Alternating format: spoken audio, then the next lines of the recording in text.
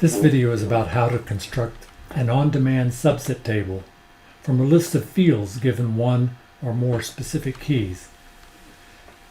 The illustration video that demonstrates what this workbook can do is linked in the comments section below.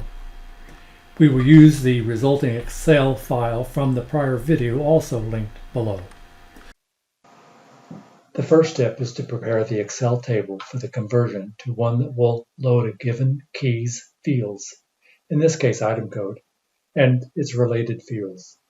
This begins with changing the name of the existing field to something different but recognizable. In this table, item code is changed to item space code with a space between item and code. Further, it will add a field to the right side of the table, and it will be item code. And Excel will incorporate that into the table automatically. The second step is to edit the base query, and we will do this turning on the data query connections so that we can see the query. Right-click the CI item query and select Edit. To continue the rename of the item code field, we'll click on the navigation step under Applied Steps. Double-click the item code header, put a space there, hit Enter, and acknowledge with the Insert button. The third step is to change the field name item code to item space code in the merged query step. The first item code is now item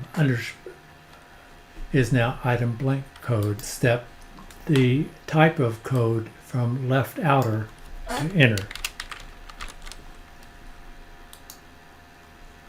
The fourth step is to add item code to the step name expanded CI item with notes.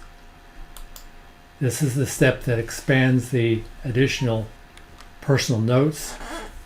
We're going to add to that the item code field. So there's two cases of it. A second one is in case you'd like to rename the field, but we're going to leave the field name as item code. Case is important.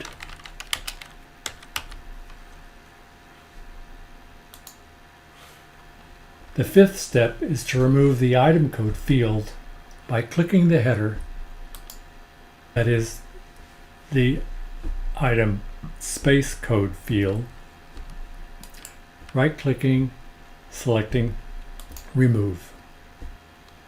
While still on the removed columns step, optional step is to move the item code to the left side of the Excel table by clicking the header and dragging it to the left edge.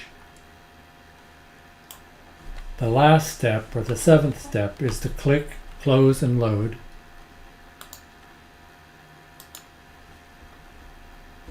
And see that no loads are loaded as expected. To test the query table, so I'm going to enter an apostrophe 6655 tab. Then I will click refresh, and there are the fields. Further, you can enter a number at the same time, a number of item codes. We'll enter D1400, D1500, D1700, tab, refresh. Thank you for watching.